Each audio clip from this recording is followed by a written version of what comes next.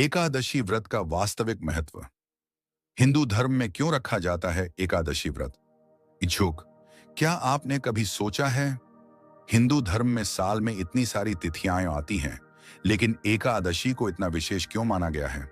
क्या एकादशी का व्रत केवल खाना छोड़ देने का नाम है, या फिर इसके पीछे मन, शरीर और आत्मा से जुड़ा कोई गहरा रहस्य छिपा है? शास्त्रों में एकादशी को केवल उपवास नहीं, बल्कि संयम, भक्ति और आत्मनियंत्रण का दिन माना गया है। और सबसे खास बात, कहा जाता है कि अगर एकादशी का व्रत सही भावना और सही नियम से किया जाए, तो इसका उद्देश्य केवल पुण्य प्राप्त करना नहीं, बल्कि मनुष्य को अपनी इच्छाओं और इंद्रियों पर नियंत्रण करना सिखाना भी है। लेकिन एकादशी से जुड़ी एक ऐसी बात है जिसे बहुत से लोग जानते ही नहीं। आज के इस वीडियो में हम समझेंगे कि एकादशी व्रत का वास्तविक महत्व क्या है, इसे क्यों रखा जाता है और इस दिन क्या करना चाहिए। वीडियो को अंत तक जरूर देखिए, क्योंकि अंत में हम जानेंगे कि अगर कोई व्यक्ति पूर्ण उपवास नहीं कर सकता, तो वह एकादशी का व्रत किस प्रकार कर सकता है। एकादशी क्या होती है? हिंदू पंचांग के अनुसार प्रत्येक पक्ष की 11वीं तिथि को एकादशी कहा जाता है। इस प्रकार एक महीने में सामान्यतः 2 एकादशियां आती हैं, एक कृष्ण पक्ष में और दूसरी शुक्ल पक्ष में। अर्थात पूरे वर्ष में लगभग 24 एकादशियां होती हैं। अधिक मास होने पर इनकी संख्या बढ़ सकती है। हर एकादशी का अपना अलग नाम और धार्मिक महत्व बताया गया है, लेकिन इन सभी के पीछे एक मुख्य विचार है: संयम और भगवान की भक्ति। एकादशी व्रत का वास्तविक उद्देश्य क्या है? बहुत से लोग सोचते हैं कि व्रत का अर्थ है सुबह से रात तक कुछ भी न खाना, लेकिन व्रत का अर्थ केवल भोजन का त्याग करना नहीं है। व्रत का एक व्यापक अर्थ है किसी संकल्प को लेकर अपने मन और व्यवहार को नियंत्रित करना। इसलिए एकादशी के दिन केवल भोजन पर नियंत्रण ही नहीं, बल्कि क्रोध पर नियंत्रण, बुरी आदतों पर नियंत्रण, नकारात्मक विचारों पर नियंत्रण और इंद्रियों पर नियंत्रण रखने का प्रयास किया जाता है। यही एकादशी का गहरा संदेश है। भगवान विष्णु से एकादशी का संबंध, वैष्णव परंपरा में एकादशी का संबंध विशेष रूप से भगवान विष्णु से माना जाता है। भक्त इस दिन भगवान विष्णु की पूजा करते हैं, उनका नाम स्मरण करते हैं और अपनी क्षमता के अनुसार उपवास या फलाहार करते हैं। धार्मिक मान्यता के अनुसार इस दिन भगवान विष्णु की भक्ति करने से विशेष पुण्य प्राप्त होता है।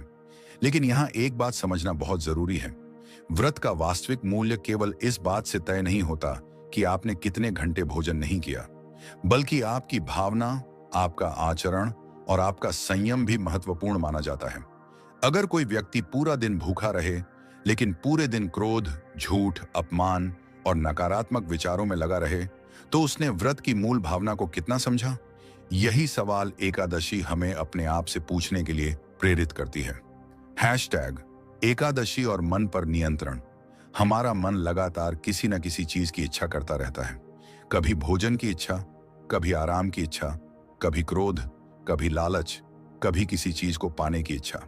एकादशी का उद्देश्य इन्हीं इच्छाओं के बीच संयम का अभ्यास करना भी माना जाता है। जब हम अपनी इच्छा के अनुसार हर चीज तुरंत प्राप्त करने के बजाय कुछ समय के लिए स्वयं को रोकते हैं, तो धीरे धीरे आत्मनियंत्रण का अभ्यास होता है। इसीलिए एकादशी को केवल पेट का उपवास समझना अधूरा है। यह मन का उपवास भी हो सकता है। एकादशी के दिन क्या करना चाहिए? अगर आप एकादशी का व्रत रखते हैं, तो अपनी परंपरा और स्वास्थ्य के अनुसार इन बातों का पालन कर सकते हैं। सुबह स्नान करके भगवान विष्णु का स्मरण करें। अपने मन में व्रत का संकल्प लें। भगवान विष्णु की पूजा करें। विष्णु मंत्र या भगवान का नाम जपें। भगवद गीता या धार्मिक ग्रंथों का पाठ करें। जरूरतमंद व्यक्ति की सहायता करें।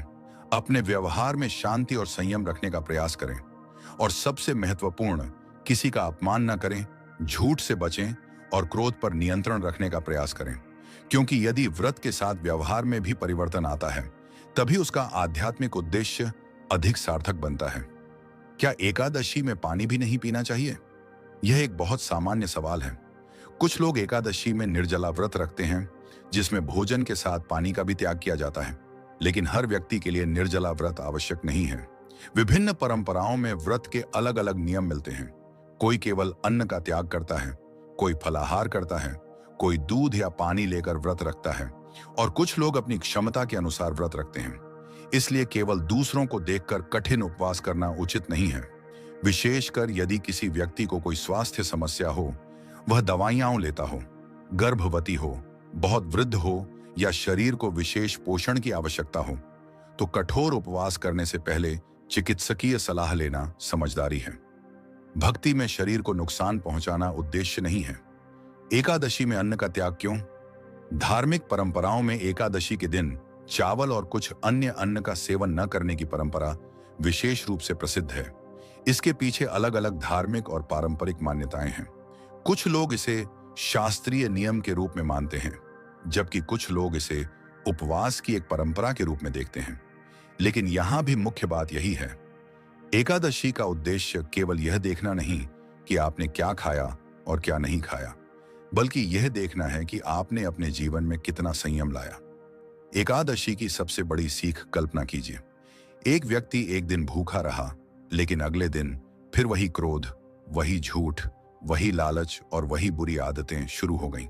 और दूसरा व्यक्ति शायद कठिन उपवास न कर पाया, लेकिन उसने उस दिन अपने क्रोध को नियंत्रित किया, किसी जरूरतमंद की सहायता की, भगवान का स्मरण किया और अपनी एक बुरी आदत को छोड़ने का संकल्प लिया। तो एकादशी की भावना किसमें अधिक दिखाई देती है? यही एकादशी हमें सिखाती है, सच्चा व्रत केवल पेट का नहीं बल्कि मन का भी होना चाहिए। हैशटैग एकादशी और आध्यात्मिक साधना। एकादशी का दिन स्वयं को भीतर से देखने का अवसर माना जा सकता है।